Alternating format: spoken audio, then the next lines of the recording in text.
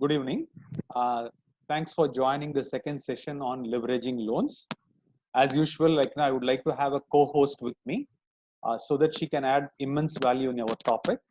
First thing I would like to do is I would ask our co-host to introduce herself. Mr. Senthil. Hello viewers, happy to join with all of you in this second learning episode. I am Kaveri Annamalai, Director ARA Wealth Management Services, and I am a CFP Certified Financial Planner. Happy to be co-hosting the second learning series. Welcome Kaveri, thank you very much. So first what we will do is I will share the screen as always, then we can start the kind of a session. Let me know once you are able to see the screen, right? Yeah, able to see it. Beautiful. So in the second topic, as usual, Kaveri, what we will do is we will talk about what is loans, first of all. We don't know what will be the audience profile. Some of them may be advisors, maybe financial advisors. Some of them could be working professionals. We are not very sure. Some of them could be entrepreneurs. So what we thought, what we discussed some time back is we should talk about leveraging loans for all three segments. So how do we advise and all that stuff? So we're going to talk about do's, don'ts, best practices, lessons learned, and knowledge sharing.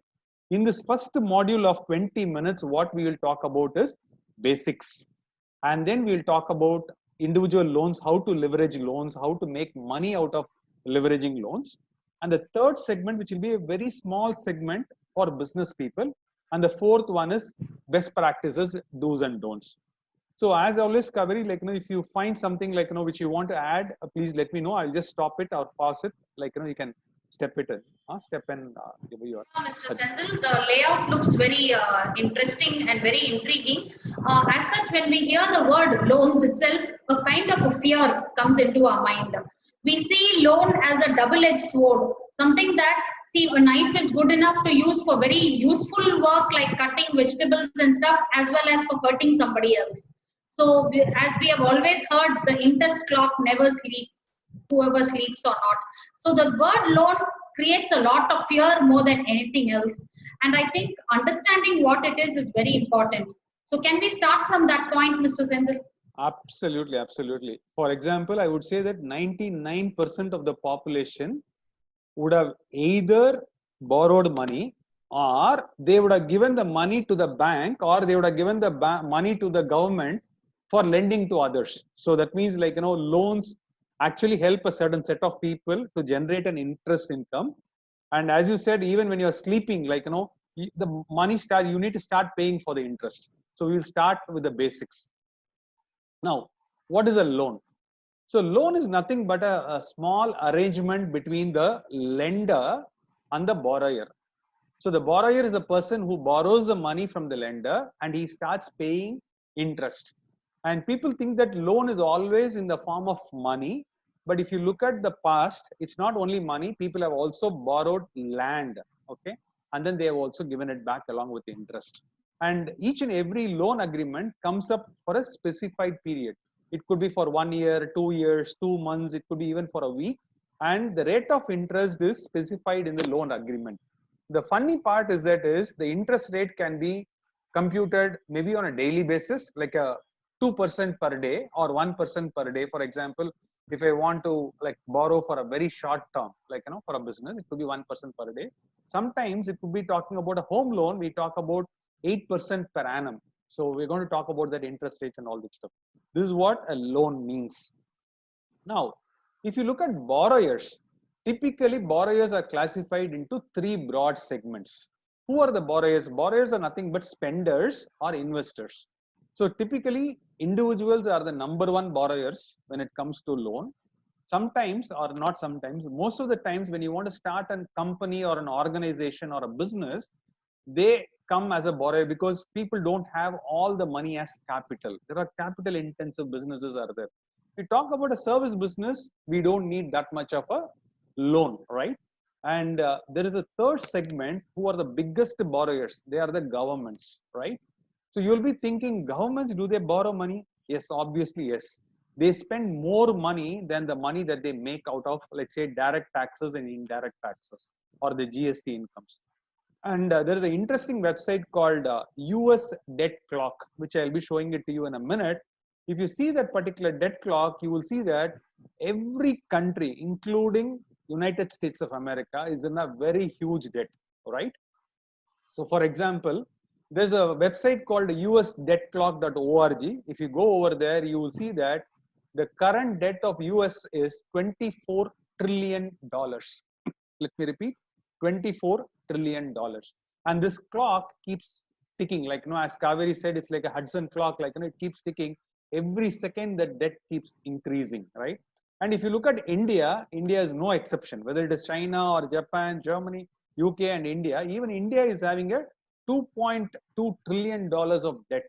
What do? What happens is Indian government goes to RBI. RBI raises the money in the form of Government of India bonds, RBI bonds, like, they raise it even from the World Bank. Like, they go to the World Bank and then ask.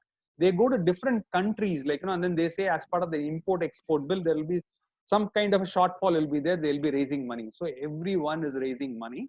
Today's topic, we are not going to talk about loans about like government. All that I'm trying to say is that is including the top countries are borrowing loans. So as you said, Kaveri, about the knife example, you should be extremely careful. You should be using loan to grow yourself. Like, it should not like, come to a point where you're actually hurting the business and hurting yourself. That's the purpose of this particular topic called leveraging debt. Now, let me go to the next slide, which is very interesting. If you look at the richest investor in the world, who is Warren Buffett, he will be always investing in companies. Do you know how much debt it will be? Zero debt. So he always prefers mostly. Okay, before I go into, before I get into Warren Buffett and where he invests, let me talk about a little bit on various types of loans. There are two major types of loans. One is called a secured loan and another one is called an unsecured loan. Secured loan means you give something as a security. For example, I take a home loan. If I'm going to take a home loan, what happens is that is I deposit the title deeds with the bank as the security. For example, I'm a public listed company. We saw that 2 slides back. I'm a public listed company. Let's say I'm going to borrow a business loan in my public limited company. The bank will say, can you pledge the shares in the bank's name? So there could be a security will be there. Typically, when you go for institutional funding, most of the loans are secured loans, right?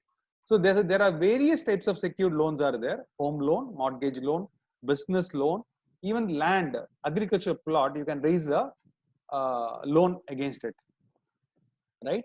And if you go to auto loan, there is a security behind it. There are several types of loans are there. The gold that you're going to have, it can also be used for raising a gold loan. Similarly, there are a lot of unsecured loans are also there. For example, if I'm going to borrow money for my educational loan, right? There is no security for it. So it's treated as an unsecured loan. Typically, it comes at a higher cost. For example, a home loan comes at a 8%. An educational loan can come at 11% or at 12%, right? Similarly, for small and medium businesses, there is something called an SME loan, right? And if you have a current account, there are banks which is giving you something called a bank overdraft, which is in the form of unsecured loans. You should typically understand that a secured loan, the cost is less. Unsecured loan, the cost is very high. And most importantly, credit card. If you talk about credit card, they will talk about a 2% per month or a 3% per month. 2% per month is 24% per annum or a 36% per annum. So these are the types of loans. But before that, I'll talk about Warren Buffett, right? Oh, Warren Buffett slide is coming later. Okay. So let me talk about the lender checklist.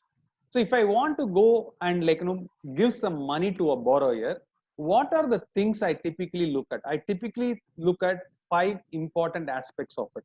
For example, typically I spend time with the promoter or time with the borrower. I spend about something like 45 minutes to 1 hour.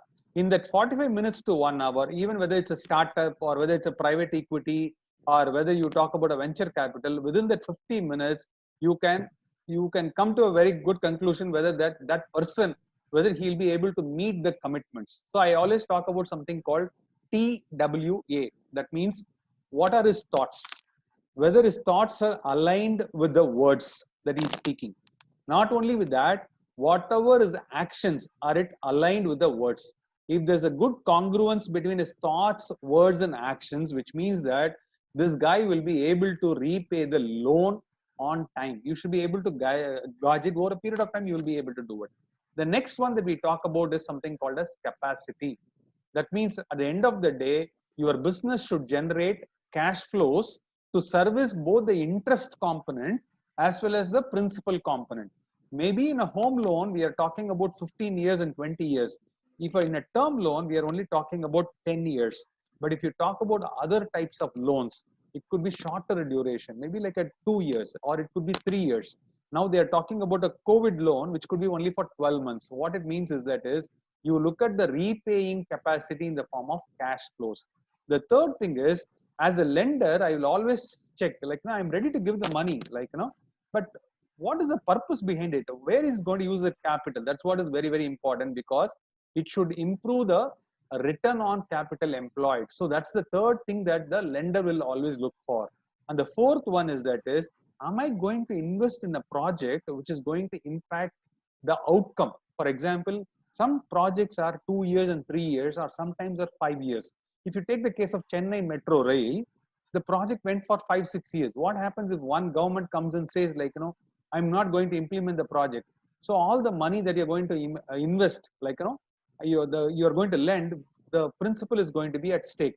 Talk about a nuclear power plant, that will also be in stake. So that means, as a lender, I need to be very, very careful with the policies of the government. The last one which I talk about is called the collateral. Most of the banks or most of the lending institutions look for collaterals. More importantly, it's not only the collateral, you should look at the title and the perfection of title. That's what is very, very important.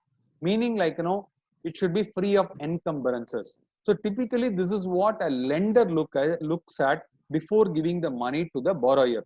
So there will be some borrowers in this particular call as well. My suggestion is that is, you should score at least 80 to 90% in all these 5 aspects, so that your loan proposal goes through very easily.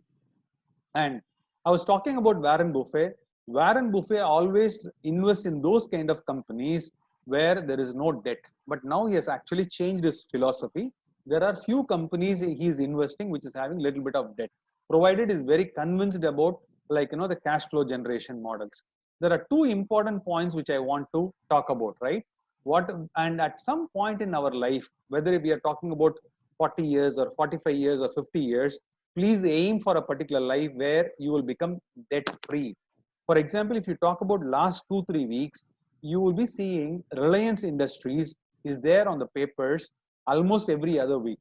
For example, Facebook, like, they invested close to 50,000 crores into the Reliance Industries, and they bought a stake, a 10% stake in Reliance Jio. Not even within 1 week passed by, there is another private equity firm or a venture capital firm called Silver Lake.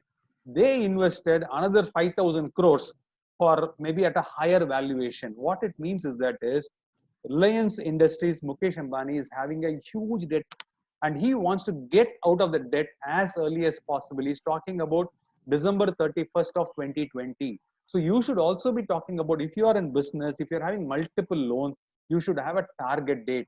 If you are finding it difficult on this, you can always reach out to us, people like certified financial planners, or to chartered accountants, or to the CA firms or CFO advisory firms. You could reach out to us. We can really help out in, like, how to structure all these things and ensure that you are debt free over a period of, let's say, 2 years, 3 years, or 5 years. Now I'm going to talk about 2 important things. The first thing which I'm going to talk about is, you can apply the same concept of debt-free concept whenever you're going to onboard a business partner. See, for example, you and your partner wants to run a company, and if your business partner is going to have a lot of debt on his private debt as well as company debt, what will happen is, he or she will not be able to support your organization with 100%. The efficiency will come down. Not only that, life partner, whenever you're going to choose a life partner, please check with the life partner whether he is also debt free, because once you get married, whatever the amount that you're going to have as a net worth will also be going. I was living in the US for about 7 years. we talk about something called a prenuptial agreement. What happens is that is, if somebody is going to get married and there's going to be a lot of debt, if the person is going to come, they will get into something called a prenuptial agreement. Similarly, most important for entrepreneur is that is, never pledge your family assets for business reasons. In the last several years, I've seen through my eyes that when the business goes under, their families are also undergoing a lot of pressure. So never pledge your family properties or your family assets. See, I used to talk about something called a core portfolio and a satellite portfolio. Never put your core portfolio with bankers, because when it goes to bankers as a security, you are running a huge risk. So with this, I'm covering the first part of it. Now I would like to give it to Kaveri. Like, if I missed anything, like, let her add, and then we'll go to the second part. Thank you, Mr. Senthil. That was a very good intro given about loans, which woke us up to so many important things that we have to look at while looking at loans. One important common trait about human beings is when we take a loan, we only see the immediate inflow of money that we get, which will immediately solve the existing problem in the hand. We never give too much thought about after that inflow of that money, we have the big responsibility of managing that loan and repaying it within time, because the interest clock is ticking and it's adding more and more to the loan. So we have to give due respect and responsibility to both, and have it in view before just going forward to taking a loan. So Absolutely. understanding these basic characteristics, I think, is very, very essential. Correct. Absolutely. For example, in today's world, let's say I used to work in IT companies for 25 years. Whenever I take a home loan, like, I get jittery, because I really don't know, like, how long the job market is going to be. And especially when you start, like, when your salary starts going up, right? You always run that, like, in your mind, like, I need to service a home loan and all this stuff. I'm going to talk about all this thing. Good point, Kaveri. Let's connect once again in the second. Thank you very much. Thank you.